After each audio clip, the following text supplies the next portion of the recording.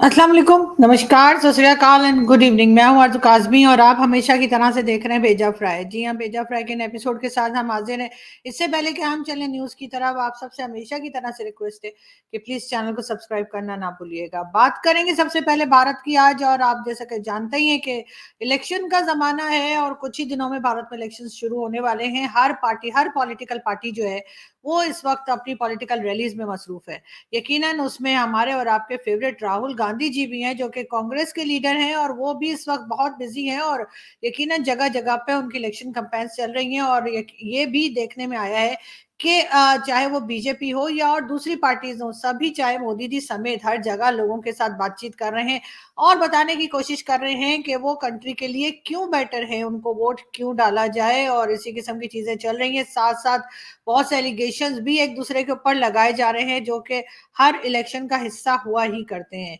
राहुल गांधी जी की अगर हम बात करें तो जी, राहुल गांधी जी जो है वो फ्राइडे को, यानी कि कल रात, जी हाँ कल रात, वो तमिलनाडु में इलेक्शन कैंपेन कर रहे थे। और वहां से सुनने में ये आया है, जो न्यूज हमने देखी है इंटरनेट पे मौजूद है, आप लोग भी चेक कर सकते हैं। वहां पर वो काफी मेरे ख्याल से थक गए, और उसके बाद एक हेक्टिक शेड्यूल होता है हर लीडर के लिए, हर पॉलिटिशियन के लिए इलेक्शन से पहले तो बिल्कुल। उसके बाद उन्होंने सोचा कुछ मीठा हो जाए। उसके लिए जी बिल्कुल राहुल गांधी जी जो है वो एक मिठाई की दुकान पे गए, और ये देखिए यहाँ से वो आपको मिठाई की शॉप पे दिखाई दे रहे हैं। और सुनने में ये आया है, यानी उनके जो लोगों ने बताया वो ये कि राहुल गांधी जी जो है वो खा रहे थे भला क्या, गुलाब जामुन। बहुत अच्छी बात है, राहुल गांधी जी ने बहुत अच्छा फैसला किया कि उन्होंने सोचा कि इलेक्शन से पहले, इलेक्शन के रिजल्ट से पहले मिठाई खा ली जाए, क्योंकि इलेक्शन होने के बाद हो सकता है वो मिठाई खाना पसंद ना करें। ये भी देखने में आया है। हमारे तो खैर ऐसा होता है पाकिस्तान में कि जिस वक्त रिजल्ट नहीं आया होता या कुछ और बात चल रही होती है, लोग बता देते हैं बस सर आप ही आने वाले हैं, आप ही जीतेंगे, या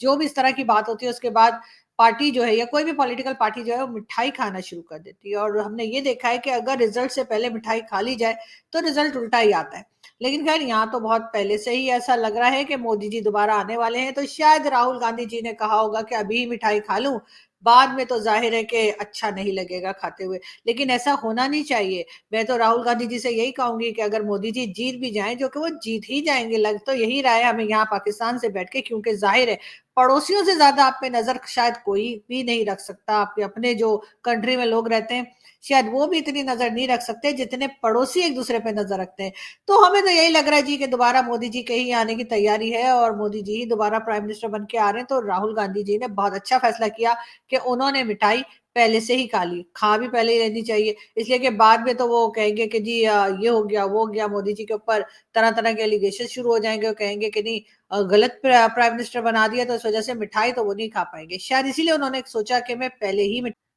अब इस वीडियो के बाद प्लीज राहुल गांधी के सपोर्टर्स मेरे पीछे ना पड़ जाएं, इसलिए कि मैंने तो वो कहा जो मुझे महसूस हुआ कि जाहिर है कि इलेक्शन से पहले मिठाई खाने का क्या मतलब है। लेकिन खैर कोई बात नहीं, लोग खाते ही हैं मिठाई, ऐसी क्या बात है। इलेक्शन में जीते या हारे वो तो होता ही रहता है, हार हार जीत तो होती ही रहती है। और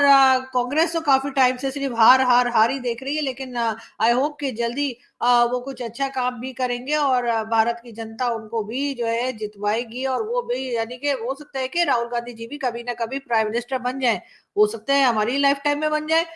मतलब कुछ भी हो सकता है, आपको पता है हिंदुस्तान पाकिस्तान में कुछ भी पॉसिबल है। तो इसलिए मैं कह रही हूँ कि थोड़ा मतलब कहना चाहिए कि ऐसी बातें भी कर लेनी चाहिए। ये ना हो कि कांग्रेस की पार्टी कभी आ जाए, मतलब 100 150 साल बाद, और उसके बाद मेरे पीछे पड़ गए हाथ धो के, यदि इसकी वीडियो निकाल के देखो, उसने जो है ना ऐसा ऐसा ऐसा बोला था। तो खैर हम बात करेंगे एक बार फिर भारत की, और हम आपको ये बताते चलें कि जैसे कि हमने पहले भी तारड़ साहब के साथ भी बात की थी, लेकिन मैं आपको फिर भी बता दूं कि जी एप्पल कंपनी जो है, जी हाँ, वो भारत में जो है अपने जितने उनके ऑफिसेज या कहिए जो वहां पर चाइना में जो काम हो रहा है, यानी कि जो उनकी फैक्ट्रीज चाइना में है, जो मैन्युफैक्चरिंग का काम चाइना में हो रहा है,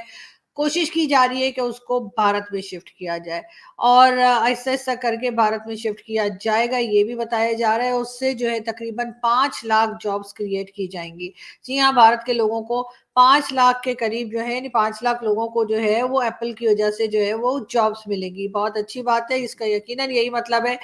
कि कोई भी मल्टीनेशनल कंपनी हो, वो भारत में अपने आप को सिक्योर फील कर रही है। उनका ये ख्याल है कि उनका पैसा भी नहीं डूबेगा, और उनके लोगों को भी नहीं मार दिया जाएगा या कुछ भगा दिया जाएगा या परेशान किया जाएगा। इसी वजह से हम देखते हैं कि भारत में डिफरेंट मल्टीनेशनल कंपनीज जो है वो आती चली जा रही हैं। यहाँ पे मैं फिर वही कहूंगी कि मैं कोई कंपैरिजन नहीं कर रही और कोई कंपेयर बनता भी नहीं है, लेकिन फिर भी पाकिस्तान को भी अपनी सिक्योरिटी सिस्टम को और चीजों को ठीक करना चाहिए, ताकि पाकिस्तान में भी जो है मल्टीनेशनल कंपनीज आते हुए ना घबराएं या इन्वेस्टमेंट करते हुए ना डरें। क्योंकि जो हाल हमने सी पैक का किया और उसके बाद सी पैक में ना सिर्फ ये कि पैसा जो है वो वापस नहीं हुआ, पैसे का नुकसान तो हुआ सो हुआ चाइना को, लेकिन उसके साथ साथ हमने देखा कि चाइनीज वर्कर्स के ऊपर, चाइनीज इंजीनियर्स के ऊपर भी कई बार अटैक्स हुए। ये देखकर भी यकीनन बाकी दुनिया भी डर गई होगी और वो ऐसा सोचते हुए कि पाकिस्तान आए या ना आए, ये बात सोचते हुए यकीनन डरते होंगे। और इसी वजह से पाकिस्तान इस चीज में पीछे रह गया है कि यहाँ पर कोई भी मल्टीनेशनल कंपनी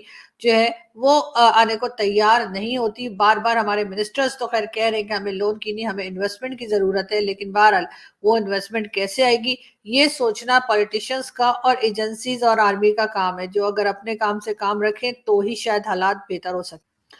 बात करते हैं पाकिस्तान की। जी हाँ, पाकिस्तान में जो है वो रेलवे ट्रैक के ऊपर काम शुरू कर दिया गया है और कहा यह जा रहा है कि रेलवे प्रोजेक्ट को थर से लेकर पोर्ट कासिम तक के लिए जो है वो कंस्ट्रक्शन उसकी शुरू कर दी गई है। गवर्नमेंट ने अप्रूवल दे दिया है और उम्मीद करते हैं कि रेलवे ट्रैक को और रेलवे प्रोजेक्ट जो है उसको जल्दी जो है मुकम्मल भी कर लिया जाएगा। वरना कई बार गवर्नमेंट अनाउंस तो करती है, लेकिन उसके बाद हम ये देखते हैं कि उसके ऊपर काम या तो रुक जाता है, उसमें कई बार गवर्नमेंट चेंज होने की वजह से रुक जाता है, कई बार कहते हैं जी पैसा नहीं है और इसी तरह के बहाने शुरू हो जाते हैं। लेकिन फिलहाल गवर्नमेंट ने ये अनाउंस किया है कि जी यहाँ पर यानी कि थर से लेकर और पोर्ट कासिम तक जो है रेलवे ट्रैक के ऊपर, रेलवे प्रोजेक्ट के ऊपर जो है काम शुरू करने के लिए अप्रूवल दे दिया गया है। बात करेंगे एक बार फिर, मुल्क भर में आटा जो है जी हाँ वो सस्ता हो गया है और आटे की कीमत में मजीद कमी का भी इम्कान है। जो लोग हमें कहा करते थे ना जब आटे की लाइन में लगे, जब कोई वीडियो नहीं आती थी तो कहते थे कि आटे की लाइन में चली गई थी। तो जी अच्छा बुरा वक्त आता रहता है और इस तरह की चीजें बड़े बड़े देशों में ऐसी छोटी छोटी बातें होती रहती है। तो अब देख लीजिए कि आटा भी मौजूद है, बल्कि आटा बताया जा रहा है कि जी आटे की कीमत जो है वो कम भी कर दी गई है और आगे भी कम होने का इम्कान है ऐसा बताया जा रहा है। लेकिन बहरहाल कहीं ना कहीं पे ये जरूर है कि वो जो आटे की कमी थी वो अब नहीं है पाकिस्तान में, जो कि एक अच्छी बात है। हम आगे बढ़े और हम आपको ये भी बताते चलें कि जी भारत का लद्दाख पे कंट्रोल हासिल करने के लिए नए रूल्स जो है वो इंट्रोड्यूस कराने का मंसूबा ये पाकिस्तान में बताया जा रहा है कि भारत जो है वो लद्दाख के ऊपर जो है उसके कंट्रोल करने की कोशिश कर रहा है। कहाँ तक कामयाब होगा ये तो खैर बाद में आने वाला वक्त ही बताएगा, लेकिन ये जरूर कहा गया है कि कुछ नए रूल्स वगैरह जो हैं वो इम्प्लीमेंट किए जा रहे हैं, ताकि लद्दाख और आपको मालूम है चाइना और भारत के बीच में जो एक टेंशन है वो बहरहाल उसी जगह है और उसके लिए भारत में भी काम होता रहता है और चाइना की तरफ से भी कुछ ना कुछ एक्टिविटीज चलती रहती हैं। हम बढ़े आगे और हम आपको ये भी बताते चलें कि जी सिक्योरिटी फोर्सेस का मुनैर में खुफिया इत्तला पर ऑपरेशन, दहशत गर्दों का जो बॉस था यानी सरगना वो हलाक हो गया। जी हाँ, मुनेर में कहा गया है कि जी सिक्योरिटी फोर्सेस ने ऑपरेशन किया है और वहां पे कुछ टेररिस्ट जो है वो मार गिराए गए हैं और उनमें से एक टेररिस्ट को जो है वो उनका चीफ या हेड भी बताया जा रहा है टेररिस्ट का। अब पाकिस्तान वाकई में इसके ऊपर सीरियसली काम कर रहा है या नहीं कर रहा है ये तो खैर हमें हमारे पड़ोसी ही बता सकते हैं। अगर उनके अमन रहा तो यकीनन पाकिस्तान काम कर रहा है और अगर उनके अमन ना रहा तो यकीनन पाकिस्तान को मजीद मेहनत की जरूरत है। सदर आसिफ अली जरदारी साहब ने इनविटेशन दे दिया है जी ईरानियन प्रेसिडेंट को पाकिस्तान विजिट की, मगर वो तो पहले ही आ रहे थे, इनविटेशन से पहले ही। मुझे लगता है ये भी मोदी जी की तरह आ रहे थे, जैसे मोदी जी के लिए कहा जाता है ना कि जी उनको तो इनविटेशन था भी नहीं शादी का, फिर भी वो आ गए थे। तो खैर अच्छी बात है आ गए थे और वो चीज आज तक हम याद करते हैं कि उन्होंने बड़ा अच्छा एक दिखाया था, तरीका दिखाया था कि नवाज शरीफ साहब से उनकी दोस्ती थी तो वो उनकी नवासी की शादी में आ गए थे। अब ईरानियन प्रेसिडेंट का भी हम तो काफी टाइम से सुन रहे हैं कि जी वो थर्ड वीक में आ रहे हैं या वो 22 अप्रैल को पाकिस्तान पहुंच रहे हैं। लेकिन खैर आसिफ अली जरदारी साहब ने ऑफिशियली अब उनको इनविटेशन भी दे दिया है, वरना शायद पहले वो अपने तौर पे आ रहे थे। लेकिन बहरहाल आएंगे तो पता लगेगा कि क्या इरादे हैं, इसलिए कि इसराइल पे अटैक का बार बार कहा जा रहा है ईरान की तरफ से और इसराइल भी जाहिर है कि उसका अमेरिका का भी साथ है इसराइल को। लेकिन बहरहाल टेंशन मजीद बढ़ती हुई दिखाई दे रही है। कई लोगों का कहना यह है कि अगर ईरान और इसराइल के आपस में भी लड़ाई शुरू हो गई तो हम एक तरह से वर्ल्ड वॉर की तरफ चले जाएंगे, यानी कि हर तरफ कोई ना कोई लड़ रहा है। हालांकि कई बार हमने सुना और बताया भी गया है कि जी इंडियन प्राइम मिनिस्टर ने भी कहा था कि जी ये जमाना वो नहीं है जहां पर के जंगें की जाएं, लेकिन बहरहाल कौन सुनता है और कौन नहीं सुनता है ये एक अलग ही डिबेट है। मगर लोग जो है इस वक्त यही परेशान है कि इसराइल में जो है वो वॉर रुकने में नहीं आ रही, और फलस्तीन में बहुत से मासूम लोगों की, हमास की बात नहीं कर रही मैं, हमास के लोगों को भी मारा गया है, लेकिन हमास के अलावा कई ऐसे लोग जिनका हमास से कोई ताल्लुक नहीं, जो मासूम लोग हैं, उनकी जानें भी गई हैं, और एक बहुत बड़ा नंबर ऐसे लोगों का अब आ गया है जिनकी जानें जा चुकी हैं इस हमास और इसराइल की वॉर में, या इनकी आपस की लड़ाई में, जिसके लिए इसराइल पीछे हटने को तैयार नहीं है। और उसका यही कहना है कि जो उसका टारगेट है वो अपने टारगेट को अचीव किए बगैर पीछे हटने को तैयार नहीं है। लेकिन अब उसमें मजीद कितने लोगों की जानें जाएंगी, ये जरूर एक ऐसा सवाल है जिसपे सभी को सोचना चाहिए। जो बड़ी कंट्रीज हैं, खास तौर पे अमेरिका हो गया, भारत हो गया, और दूसरी कई कंट्रीज चाइना वगैरह, इनको चाहिए कि ये बात करें इसराइल से और इस जंग को रोकें, क्योंकि लोगों की जानें जा रही हैं जो कि ठीक नहीं है और ऐसा नहीं होना चाहिए। देखकर बहुत अफसोस होता है जब सोशल मीडिया पे पिक्चर्स देखी जाती हैं और जिस तरह की फुटेजेस आती हैं, वो देखकर यकीनन किसी में थोड़ी सी भी अगर इंसानियत होगी तो लेकिन वो बहुत उदास हो जाएगा वो सब देखकर। तो यही चीज यहाँ पर मैं कहूंगी कि बिल्कुल इस जंग को रोकना चाहिए। बढ़ते हैं आगे, और हम आपको बताते चले, उमर अय्यूब का पूरे पाकिस्तान में जलसे करने का ऐलान। जी हाँ, पीटीआई के उमर अय्यूब खान जो है, उनका कहना ये है कि पूरे पाकिस्तान में पॉलिटिकल रैलीज की जाएंगी, जो कि उन्होंने पहले भी अनाउंस किया था पीटीआई ने, कि इलेक्शन कह रही हूँ, ईद के फौरन बाद जो है वो पॉलिटिकल रैलीज की जाएंगी। और पीटीआई जो है वो उसमें बार बार यही बात बता रही है कि जी मैंडेट उनका था तो गवर्नमेंट किसी और को बनाने दी है। और कई बार ये बात भी की जा रही है, हालांकि गवर्नमेंट को आए थोड़े ही दिन हुए, लेकिन अभी से ये बातें चल रही हैं कि ये गवर्नमेंट कितने दिन टिक सकेगी, गवर्नमेंट कितने दिन गुजारा कर सकेगी, और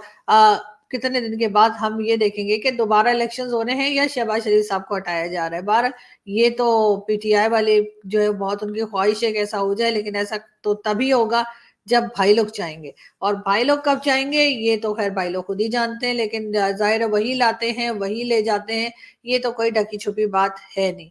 बात करेंगे हम एक बार फिर कोक स्टूडियो। जी हाँ, आप लोग सब मेरे ख्याल है जिसको भी म्यूजिक में इंटरेस्ट है, आप लोग शायद कोक स्टूडियो देखते होंगे। और कहा ये जा रहा है कि जी 14 अप्रैल से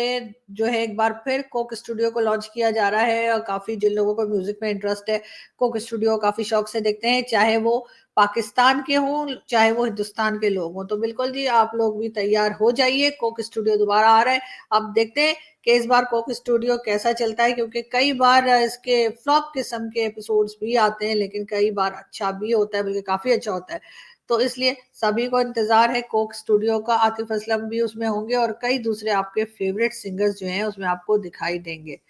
बात करते हैं हम एक बार फिर, खैर ये तो रेलवे ट्रैक मैंने आपको पहले भी बताया था। और जी पंजाब गवर्नमेंट ने अनाउंस किया है कि जी वो किसानों को लोन देंगे। जी हाँ, इंटरेस्ट फ्री लोन, यानी कि उसमें कोई किस्म का जो है उनसे एक्स्ट्रा पैसा नहीं लिया जाएगा। और उसके लिए जी बताया ये गया है कि जी 300 बिलियन रुपीस जो है वो रखे गए हैं किसानों के लिए, और उनको इंटरेस्ट फ्री लोन दिया जाएगा उससे, ताकि वो अपने लिए कुछ बेहतर कर सकें, अपने लिए कोई सामान लेना है वो ले लें, तो उससे ताकि थोड़ा सा यहाँ पर किसानों के लिए जो है कुछ फायदा हो और उन्हें थोड़ा सा सुकून मिले और वो बेचारे अपना काम बेहतर तरीके से कर सकें। अब देखते हैं कि यानी कि सूद उनको नहीं देना पड़ेगा उस पैसे के ऊपर, यानी कि जो सूद एक लिया जाता है या इंटरेस्ट लिया जाता है बैंक्स में, वो उनको इंटरेस्ट फ्री लोन उनको दिया जाएगा। पंजाब गवर्नमेंट का ये एक अच्छा स्टेप है, लेकिन अगर वो इस पर कायम रह सके और वाकई में इससे लोगों को कोई फायदा हो तभी होगा। अगर सिर्फ अपने पसंदीदा लोगों के साथ ही उन्होंने ये डील करनी है तो फिर तो लोग जाहिर है कि इसके ऊपर शिकायतें आनी शुरू हो जाएंगी। लेकिन अभी फिलहाल उन्होंने ये अनाउंस किया है पंजाब गवर्नमेंट ने, जो जिसमें के चीफ मिनिस्टर है जी मरियम नवाज शरीफ। अब बहरहाल एक के बाद एक प्रोजेक्ट्स अनाउंस करती जा रही है। इन्होंने मोटर बाइक्स का भी अनाउंस किया है कि जो स्टूडेंट्स हैं उनको मोटर बाइक्स दी जाएंगी, और वो भी इसी तरीके से होगा कि उनको लोन पे दिया जाएगा, और स्टूडेंट्स जो है वो आराम आराम से थोड़े थोड़े थोड़े थोड़े पैसे करके देंगे और वो बाइक उनकी हो जाएगी। खैर, इस किस्म की चीजें, स्कीम्स जो है वो पहले भी पीएमएलएन लाती रही है, कभी लैपटॉप स्कीम तो कभी कुछ, और अब जो है उन्होंने किसानों के लिए भी कुछ काम किया है, और साथ साथ जो है स्टूडेंट्स के लिए भी बात की जा रही है। लेकिन इस सब का पैसा जो है क्या वाकई में जो बाहर से यानी आईएमएफ से और वर्ल्ड बैंक से और हर जगह से जो पैसा लाया जा रहा है, क्या वाकई वो यहाँ पर इस्तेमाल सही से हो सकेगा या नहीं, ये तो खैर हमें फ्यूचर में ही पता चलेगा। मगर ये जरूर है कि जैसे मैंने आपको पहले भी बताया था कि जो हमारे फाइनेंस मिनिस्टर साहब हैं उनका कहना ये है कि जी वो एक बार फिर आईएमएफ के प्रोग्राम में जाने के लिए तैयार हैं, और बल्कि हमारे यहाँ के जो न्यूज़पेपर न्यूज़ लगा रहे हैं उनका ये कहना है कि जी आईएमएफ जो है वो बिल्कुल राजी है पाकिस्तान के साथ काम करने के लिए, बल्कि उनका तो ये तक कहना है कि बहुत ज्यादा एक्साइटेड, मतलब आईएमएफ एक्साइटेड है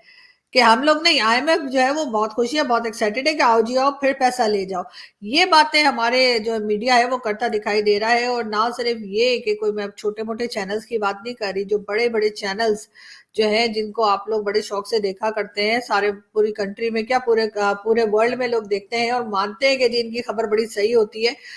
उस चैनल की बात मैं कर रही हूँ कि वो भी ये बताने में लगे हुए हैं कि आईएमएफ वाले जो हैं वो पाकिस्तान से भी ज्यादा एक्साइटेड हैं कि पाकिस्तान के साथ एक प्रोग्राम और शुरू किया जाएगा। उसके ऊपर यकीनन कई दूसरे हमारे जो जर्नलिस्ट हैं जो उस मीडिया ग्रुप के साथ नहीं है, वो उनकी खिंचाई भी कर रहे हैं और हंस भी रहे हैं और ट्वीट्स भी लगा रहे हैं कि ये हाल हो गया है पाकिस्तान का और पाकिस्तान के मीडिया का, मेन स्ट्रीम मीडिया का, कि अब वो इतना ज्यादा बूट पॉलिश करने पे लगे हैं कि उन्हें जो डिक्टेशन दिया जाता है वो बिल्कुल उसी डिक्टेशन के हिसाब से काम कर रहे हैं। बल्कि कई हमारे दोस्त भी हैं और कई लोग ऐसे जिनके साथ हमने काम भी किया है मीडिया में, अब उनकी भी ये हालत हो गई है कि वो अपनी नौकरियां बचाने के लिए, वो अपने आप को टीवी स्क्रीन पे लाने के लिए और अपना काम चलाने के लिए हर तरह से बूट पॉलिश करने पे मजबूर हैं, या शायद अपने शौक से कर रहे हैं, जिसको देखकर कभी कभार अफसोस भी होता है कि हम किस जगह पर आ गए जहां हमारे मीडिया के ऊपर हम लोग खुद ही ट्रस्ट करना छोड़ चुके हैं। और जिस तरह की बातें की जाती हैं, जिस तरह की ट्वीट्स लगाई जाती हैं, वो देखकर कोई भी अंदाजा लगा सकता है कि इनको डिक्टेशन कहाँ से, किधर से और कब और क्यों आया है। तो कम से कम जो लोग अपने आप को बहुत बड़ा जर्नलिस्ट मानते हैं और कहते हैं, उनको ये तो सोच ही लेना चाहिए कि आप क्या बात कर रहे हैं और किस तरह से आप बूट पॉलिश कर रहे हैं, और यकीनन उसके लिए जिम्मेदार वही लोग हैं जिनके बूट पॉलिश किए जाते हैं। यहाँ से मैं चलती हूँ, आपसे मुलाकात होगी नेक्स्ट वीडियो में। आगे हमारे पास बहुत खबरें होंगी, ये अभी हैं भी, लेकिन फिलहाल के लिए आज इतना ही। आपसे बहुत जल्द नेक्स्ट वीडियो में मुलाकात होगी। हंसते रहिए, मुस्कुराते रहिए और बिल्कुल चैनल को सब्सक्राइब कर लीजिए। Thank you.